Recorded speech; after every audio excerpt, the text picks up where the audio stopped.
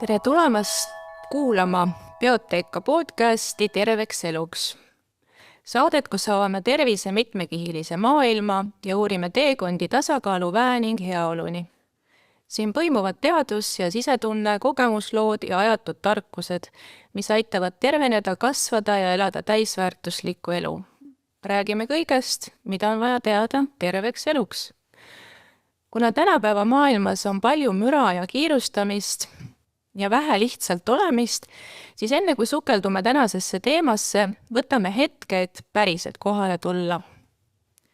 Hinga sügavalt sisse ja välja. Lase kõigel, mis oli enne ja tuleb pärast, lihtsalt olla.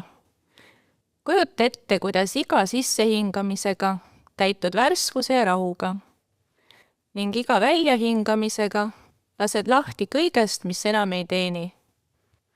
Sina oled siin ja praegu, avatud vastu võtma just seda, mida täna kuulama tulid. Hinga veel korra sügavalt sisse ja välja. Ja nüüd alustame. Mina olen Agnes, bioteeker ja terviseentusest ning mul on suur rõõm tervitada tänases saates doktor Sergei Saadit. Kui tavapäraselt keskenduvad arstid üksnes haigustele ja sümptomite ravimisele, siis Sergei puhul on tänu ja tähelepanuväärne see, et ta hindab kõrgelt just integratiivset ja ennetavat lähenemist tervisele, ehk ta on tõeline ennetusmeditsiini saadik ja eestkõneleja. Ja oma raamatus, mis ta on kirjutanud Veresuhkru ohtlikud saladused, on Sergei muuhulgas kirjutanud, et haiguste ennetamise võtmed on peidus looduses, toitumises, ravimtaimedes ja inimese enda sisemises väes. Ja see lause on minu meelest väga kõnekas. Tere tulemast meie saatesse, Sergei! Tänan kutsumast! Kuigi sinuga võiks rääkida nii paljust, tahan ma täna keskenduda siiski sellele magusale teemale, suhkrule, sest et minu meelest valitseb siin väga palju teadmatust ja segadust. Näiteks enda kogemusest rääkides arvasin ma aastaid, et pakun oma tervisele parimat, kui alustan hommikut sellise suure smuutiga, mis koosnes üksnes magusatest puuviljadest, lisaks veel mesi, vahepalaks olid mul tatlid, tervislikeks magustajateks agaavisiirup, kookossuhkur ja lõpuks ma olin lihtsalt pidevalt nii väsinud ja sain alles hiljem aru, kui suures koguses suhkrut mu keha tegelikult iga päev sai. Ehk et alustamegi algusest. Mis need kõige suuremad müüdid suhkru osas on? Kas keha jaoks üldse on vahet, kas suhkur tuleb banaanist, meepurgist või rafineeritud valgest suhkrust? Keha jaoks on küll vahet ja müüte on väga palju.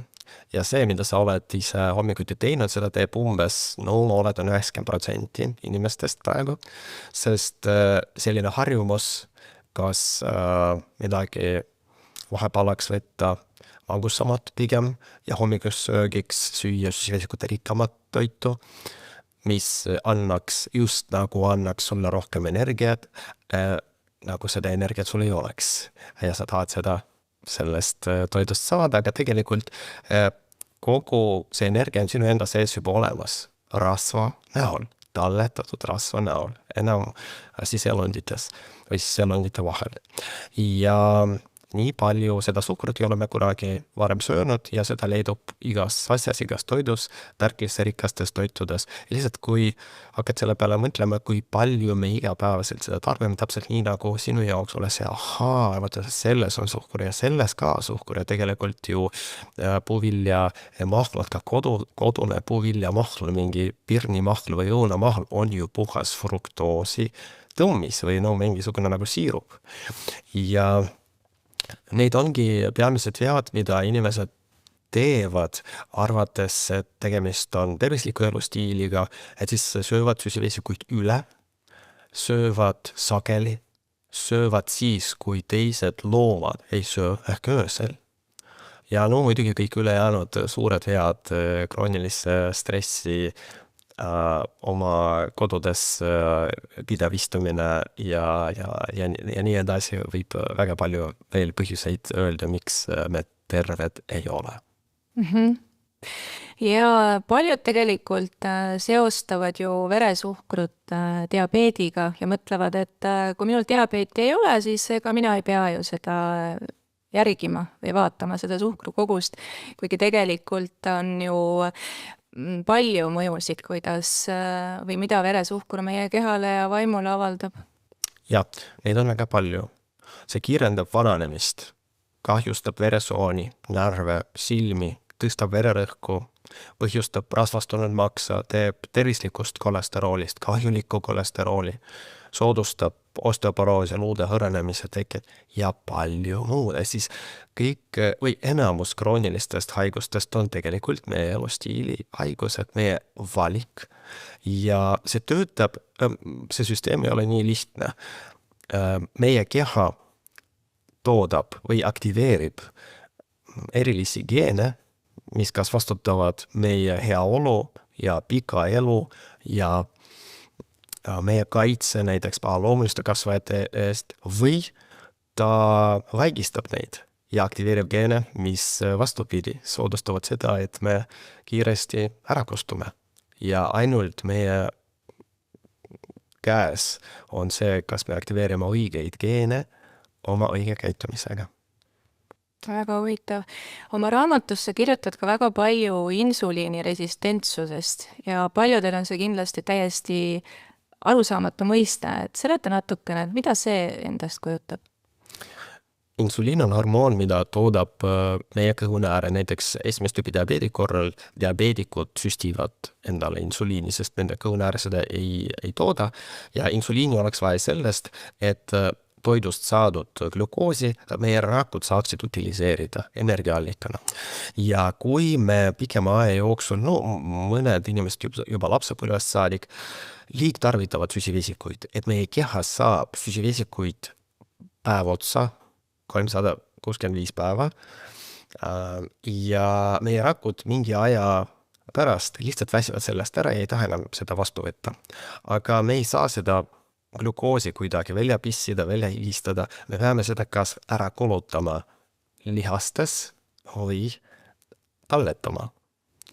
Ja siin tekibki selline kehal valik, et kui te ei kasuta seda lihastöö käigus, et kui te olete passiivne kontoritöötaja ja nii edasi, siis ta muidugi talletab seda ja selle talletamiseks ongi vaja insuliini, sest insuliin viib seda glükoosi veresoontest rakkudesse ja see ongi selle peamine töö. Ja vot nii nagu ma juba varem ütlesin, mingi aja pärast need rakud väsivad ära suhkru vastu võtmast ja nad enam seda ei taha. Aga teie sööte veel vahepalaks datlit, teie sööte lõunasöögiks veel mingit riisi ja siis veel mingi magustoit lõunasöögiks seda suhkrut peab keegi ära kasutama ja kuskile ära panema. Ja teie kõhunääre teeb selle nimel hästi rasket tööd, tootes insuliini üle selleks, et saaks seda vägisi seda glükoosi rakkudesse sisse panna.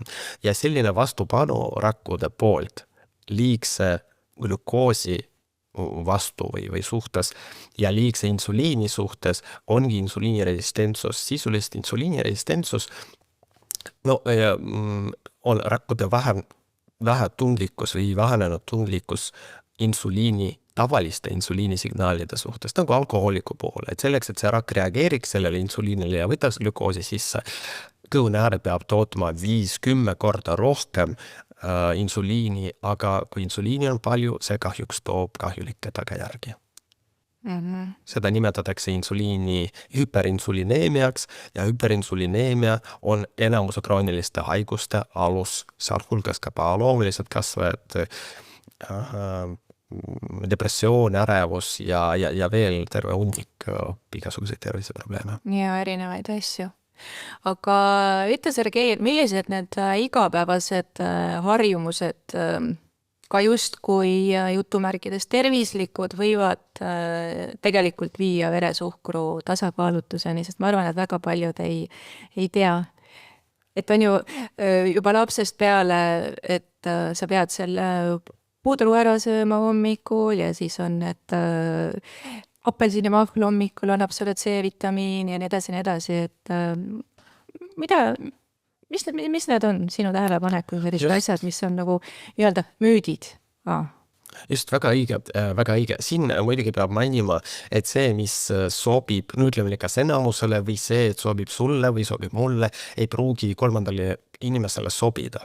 On sellised asjad, selline baasalus, millele ma tuginen praegu rääkides just seda või loetledes neid asju. No näiteks see sama hommikune puder, millest sa rääksid, et see võib ühele sobida, ühele inimesele, kes saab stressiga hakkama, kes teeb korralikult füüsilist tööd, kes käib õues, kes oskab lõõgastuda, kes, no ühesõnaga, kelle elu on tasakaalus, et temale võib-olla see hommikune puder ei tee paha.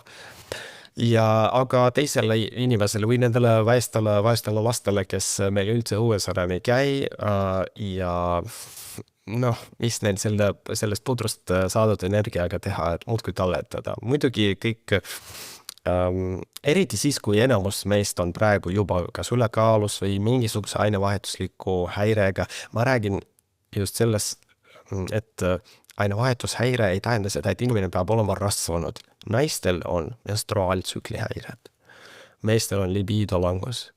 See võib olla ka viljatus. See võib olla ka taas kõrgenenud vererõhk, kõrgenenud kolesterol, mingid maksaprobleemid, kõrge kusihape, krooniline ärevus. Need haigusi või need sümptomeid on tegelikult päris palju ja arvata, et selle juures te võite endiselt jätkata näiteks selle hommikuse pudruga ma räägin näiteks paljas pudrust, et kus ei ole mitte midagi. Kui me teeme sellest nagu ohutumat pudru, kus me paneme sinna veel muna ja mingid kodujuustu ja pähkleid, seemneid, marju ja selles pudrus tegelikult pudru osa on 1/5, aga ülejäänud on valkras ja kasulikud kiudained, see on teine asi. Aga mis veel võib olla, muidugi see sagedane söömine. Et see 5-6 korda ja minuni endiselt jõuavad eratreenerid nõuannetega patsiendid, kellel kaalu langetamiseks soovitatakse süüa iga 3 tunni tagant ja see vaene naine tuleb minu juurde ja räägib, et ta teeb trenni 6 korda nädalas ja kaalust alla ei võta. Ja siin lihtsalt tuleb mõelda sellele, et kas see lähenemine sellele inimesele sobib. No muidugi, aga ma üldiselt soovitan, et 2-3 korda päevas võiks see söömine olla, et mitte sagedamini. Sest mida sagedamini, seda sagedamini tõuseb teie insuliin ja siis laadestub rasv. Ja muidugi puuviljad vahepalaks. See on see 3, kui me nendest 3 asjast räägime. Aga kuivatatud puuviljad on muidugi eksootilised puuviljad. Kui te sööte, võib olla mõni Eesti õun, Eesti pirn, tundub täitsa sobiv, aga kõik muud suhkrurikkad asjad, mida praegu leiab madala hinnaga ja et loodus on ju ette näinud nii, et me tahaksime süüa puuvilja, sest puuviljad on ainult hooaegne toode, see oleks pidanud tagama me siis peaksime varuma energiat suve jooksul selleks, et talve üle elada. Ja et loodus on nii kaval ja ka meie toidutööstus on sama kaval nagu loodus. Et siis need suruvad lihtsalt peale ja me oleme nagu nende orjad, seda ei tahaks öelda, aga lihtsalt igaüks teeb oma valik. Sa ühes oma jutus tõid minu meelest väga sellise toreda näite karust. Kas sa räägiksid selle nagu siin ka, et kuidas karu varub toitaineid talveks? See on üks mu selline lemmiknäite ka ja ma uurisin seda teemat ka tegelikult põhjalikult enne, kui ma hakkasin sellest rääkima ja see ainevahetuslikud skeemid ja algoritmid on umbes samad meie karudega. Et enne talviuinakut karud söövad rohkem fruktoosi rikast toitu, puuvilju, marju, mett, seda tahavad energiat saama piisavalt, et talve üle elada. Ja meie inimesed, kes me sööme näiteks puuvilju aastaringselt, kes me sööme muid tärklisrikkaid toite aastaringselt, me sisuliselt oleme nagu karud, sest fruktoosi me ei saa ainult puuviljadest. Lauasuhkur või mis iganes roosuhkur, mis iganes kõige kallim ma ei tea, ökosuhkur, pool sellest on fruktoos ja pool on glukoos. Ja kui me sööme seda fruktoosi, või siis glukoosi aastaringselt, siis me olemegi nagu karud ja meie keha, me anname kehale signaali valmistuda, just nagu valmistuda talveuinakuks, mida meil ei tule mitte kunagi. Aga me sööme seda aastaringselt ja keha arvab, no okei, me talletame ära, see on ju suure eesmärgi nimel, aga ei ole seda eesmärki. Ja see tekibki selline nõiaring, millest me lihtsalt ei pääse ja seda veel rohkem toidavad meie tööstus ja traditsiooniline või klassikaline, konventsionaalne, tsentraliseeritud meditsiin, et sööge puuvilju, et sööge teravilju ja nii edasi. Just nagu me ei sööks neid piisavalt, me sööme neid üle, aga mida me ei söö, me ei saa piisavalt valku, me ei saa piisavalt rasvu, me ei saa piisavalt selliseid neutraalseid kiudaineid. Ja see vist, kus sa või mida sa sööd või millega sinu keha on harjunud, et see sõltub ka sellest, millises maailmajaos sa elad. Meie esivanematel ei olnud sellist võimalust, et aasta aega puuvilju vitsutada. Täpselt. Et mis need on meile kättesaamiseks? See on ainult hooaegne toode ja muidugi rääkimata sellest töödeldud toit on meil praegu paljudel. Kindlasti on see seotud võib-olla majandusliku kriisiga, et paljudel inimestel ei ole võimalust osta võib-olla parema kvaliteediga toitu, aga see ei ole ka alati vabandus. Et võib ka süüa muidugi mitte ökoliha, mitte ökoköögivilju ja püsida väga hea tervise juures. Aga ütle, kas veresuhkru kõikumisi on võimalik märgata ka ilma glükomeetrita, mis siis on see selline seadeldis, mis sa paned enda külge ja mis mõõdab veresuhkru taset, et millised märgid nagu võiksid viidata tasakaalutusele? Ma võib-olla kohe märgiks, et sellise monitoori paigaldamine ei ole kohustuslik iga ühele, eks ole, ja sest siin on olnud selliseid on olnud kriitikat, et just ma nagu soovitaks seda iga ühele. Ma soovitan seda iga ühele, aga igaüks ei pea endale seda panema, see on lihtsalt silmi avav. Ja kui rääkida nendest sümptomitest, mida saab lihtsalt igaüks märgata nii endal kui ka oma lähedasel, need võivad olla näiteks tumedad laigud kehal, voltides eriti või kaelal või rindade all. Et nagu nahk on natuke tumedam, siis nahanäsad, mida reeglina väga keegi ei käsitle kui mõne haiguse näht, aga lihtsalt minnakse ja edukalt eemaldatakse kosmeetiku või nahaarsti juures. Tugev magusaisu, õhtused söömishood, ärevus, menstruaaltsükli häired, need on kõik sümptomid, mis räägivad sellest, et glukoosi tase võib olla korrast ära. Isegi glukoos võib olla korras, aga insuliin on korrast ära. Ja me siin pigem räägime insuliiniresistentsusest ja kogu sellest keerulisest süsteemist, mille meie kaasaegne meditsiin siis oskab tuvastada kõrgenenud glukoosi alusel. Et me peame alluma sellele seni, kuni me ei leia midagi paremat, aga muidugi ma alati soovitan oma patsientidele insuliini testi teha ja näiteks seda sama CGM monitoori panna, et neid on neid meetmed, mis aitavad meil objektiviseerida seda. Vot mõnel inimesel on näiteks need õhtused söömishood, võib olla ärevus, võib olla mingi unepuudus või mis iganes, paneme külge monitoori või teeme vereproovi. Ei pea, aga lihtsalt üks lisavahend, mis aitab meil jõuda. Aga mis on normaalne tase? Kui ma vaatan selle mõõdiku pealt sealt, ma võin õnnelikult ja ma pean nüüd muretsema. Selle CGM monitooriga on nõnda, et seda ei ole võimalik kasutada ühegi haiguse diagnoosimiseks, see ei ole diagnoosimisseade, sellega me pigem jälgime trendi nii-öelda või sellist suunda, et kuidas see suhkur käitub ja nii edasi. Aga sellega saab ka vaadates, kui kõrge näiteks basaalne veresuhkur, selline keskmine veresuhkur söögikordade vahel, saab ka tuvastada, et kas tegemist on pigem sellise riskantse variandiga või näiteks kui kõrged on need piigid ja tõusud ja kui pikalt nad kestavad. Ja basaalveresuhkur üldiselt, ma räägin pigem kas näpu otsast või veeni verest hommikul on alla 5. Selle glükoosi monitoori mõõtmisega sellel on mõõtmisviga keskmiselt 0,7, nii sellega võib olla natuke kõrgem, aga ikkagist ootaks, et see tase oleks 5,1-5,2 söögikordade vahel või alla selle. Ja need piigid pigem söögikordade järel ei ületaks 7 või nii, ja need ei kestaks ka üle 2 tunni.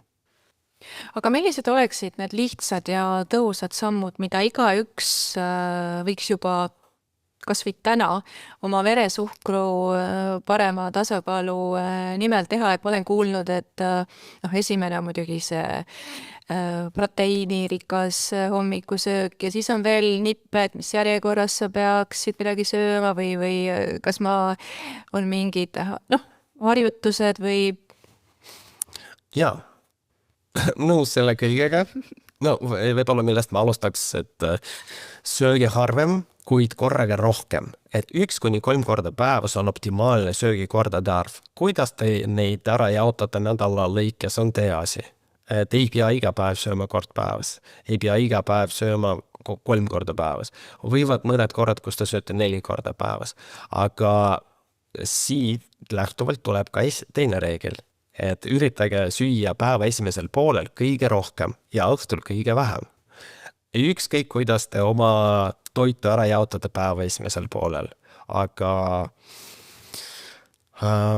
kui tuleb ette mõni reede või laupäev, kus te lähete restoraani, ei juhtu mitte midagi. Lihtsalt see ei tohiks olla teie igapäevane harjumus. Ja muidugi mitte kunagi ärge alustage söömist süsivesikutest. Leivast, saiast, mahlast, riisist, pastast. Alustage alati köögiviljadest, valgust, liha, kala, munad, juust ja rasvast.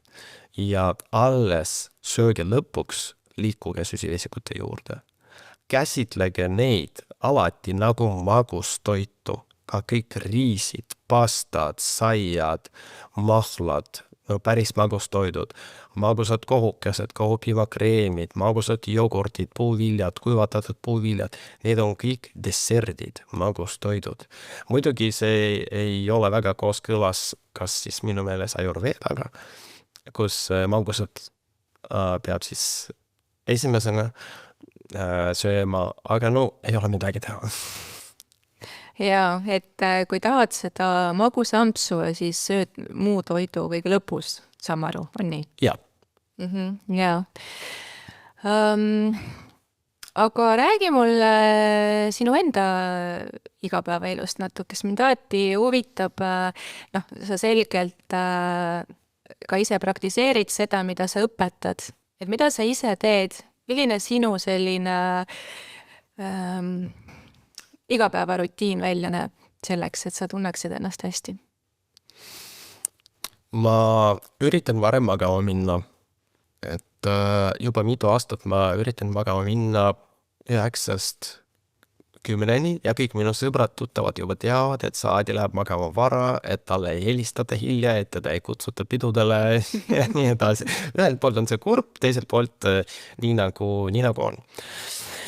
Ja veel ma nüüd viimasel ajal üritan ka koha peal ärkamist kas õue minna või ma olen kodus infrapuna lamp, et siis ma kastun seda selleks, et infrapuna valgust oma infrapuna valgusega oma mitokondreid natuke ergutada ja nendele energiat anda.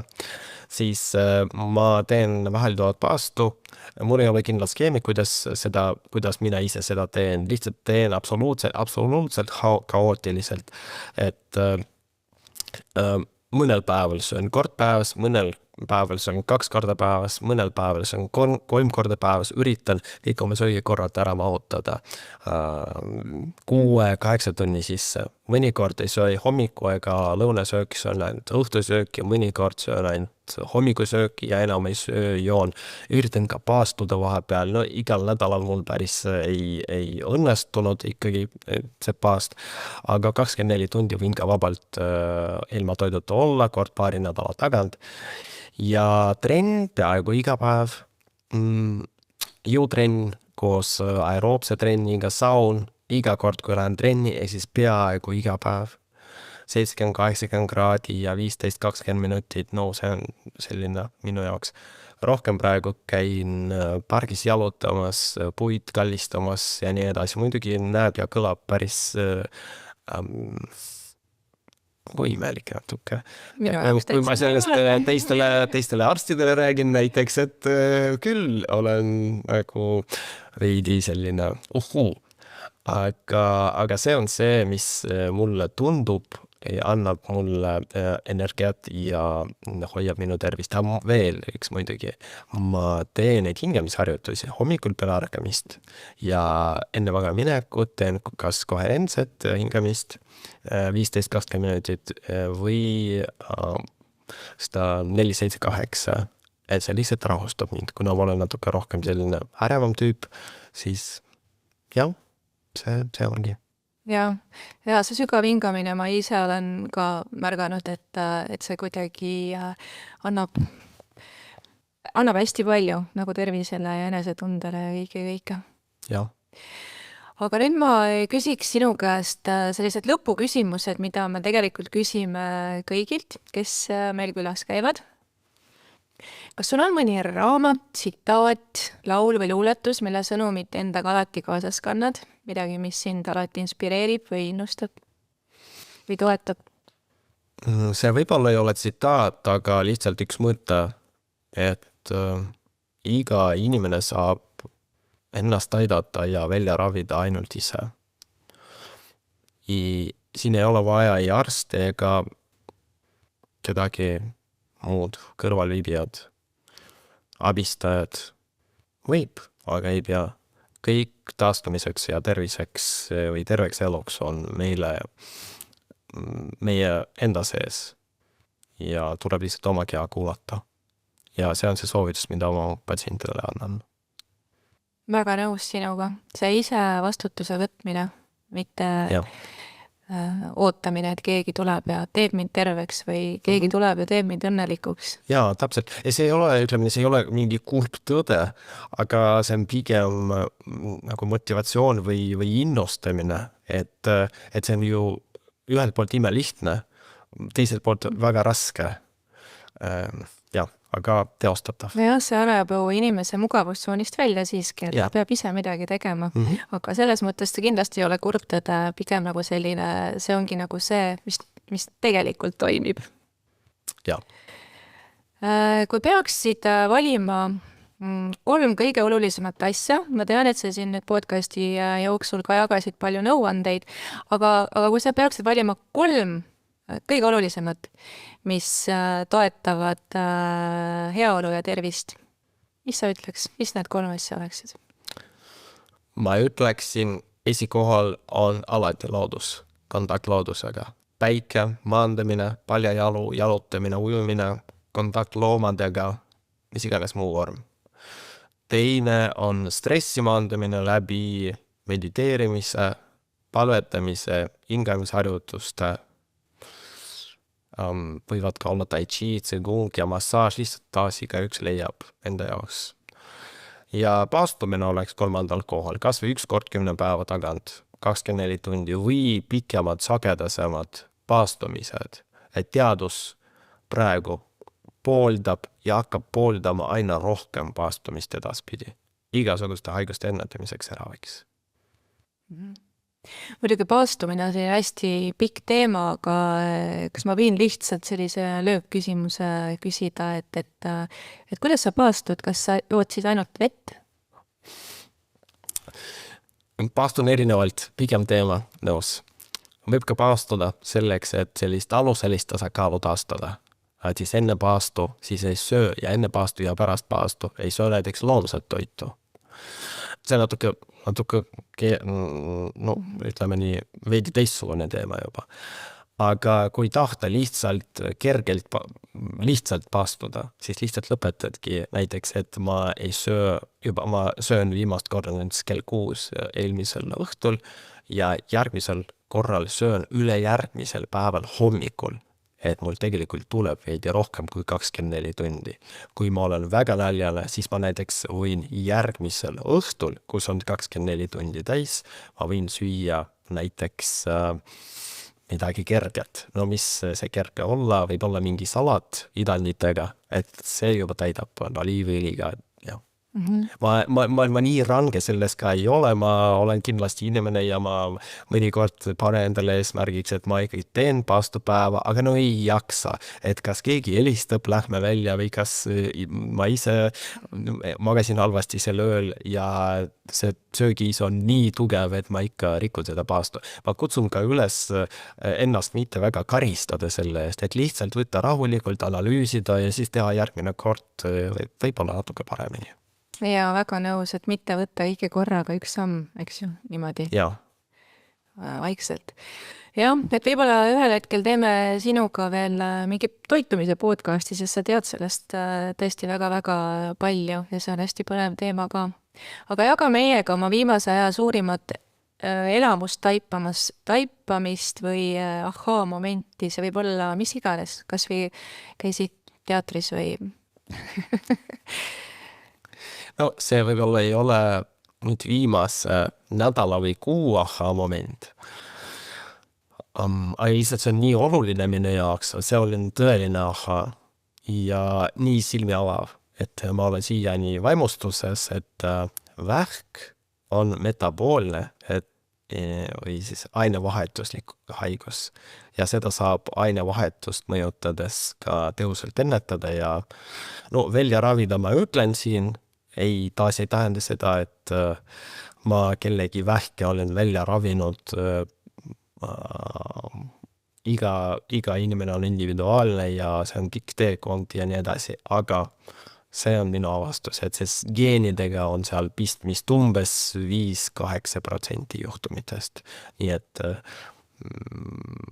see lihtsalt mõttemaailma muutev asi või fakt, et kõik sõltub sinust, et sinu geenidest sõltub tegelikult väga vähe, sa ise oled oma geenide peremees. No see on väga suur taipamine, ma arvan. Aitäh, Sergei, et tulid saatesse ja jagasid meiega oma teadmisi ja kogemusi. Ennetusmeditsiin on tõesti selline teema, millest mina isiklikult võiksin lõputult rääkida. See on ka põhjus, miks mul endale meeldib bioteeker olla, sest see annab võimaluse inimest suunata, oma elustiili muutma ja toetama niimoodi, et seda haigust kas ei teki või see taandub. Ja jah, et see on nagu minu see hästi suur ahhaa-moment, mis ei ole, ütleme, nagu viimasel ajal avastatud, aga elu jooksul siis õpitud, et elustiilis sõltub nii palju toidust, mis me suhu paneme, kuidas me mõtleme, kuidas me oleme, et see on see, mis meid loob iga päev. Toetan. Need valikud, meie enda valikud. Aga ütle, kust lugeja saab sinu imelist raamatut osta? Ma olen seda ise lugenud, see on ülipõhjalik, aga samas minu meelest väga lihtsasti loetav, seal on väga palju huvitavaid nippe. Kust ta leiab selle? Endiselt leiab Varrak on peamine vahendaja meil nende kodulehel ja seal praegu, ma just eile vaatasin, seal digiversioonile on väga korralik soodustus. Nii et vist sel nädal lõpeb. Väga hea info. Ja sa ise võtad ka patsiente vastu, kuidas keegi saab tulla sinu konsultatsioonile? Mul on 2 varianti, et kas ma võtan vastu eraviisiliselt siis Medemiskliinikus või on mul ka kaupvastuvõtt oma kodulehe kaudu. et siis nii saab pikemaid vastuvõtte teha ja seal võib-olla sellist pikemat koostööd ja juhendamist. Ennetusmeditsiinikliinik on siis selle kodulehe nimi. Jaa, aitäh sulle veel kord. Ja aitäh sulle, hea kuulaja, et olid täna meiega. Kui saade pakkus sulle väärtuslikku mõtteid, siis ole hea, jaga seda sõbraga, kellele see võiks samuti kasuks tulla. Jälgi meid sotsiaalmeedias @bioteeka.ee ja liidu meie uudiskirjaga, et olla kursis siis uute teemade, pakkumiste ja kampaaniatega. Hoia keha ja meel tasakaalus ja kohtume taas. Imelist kevadet sulle!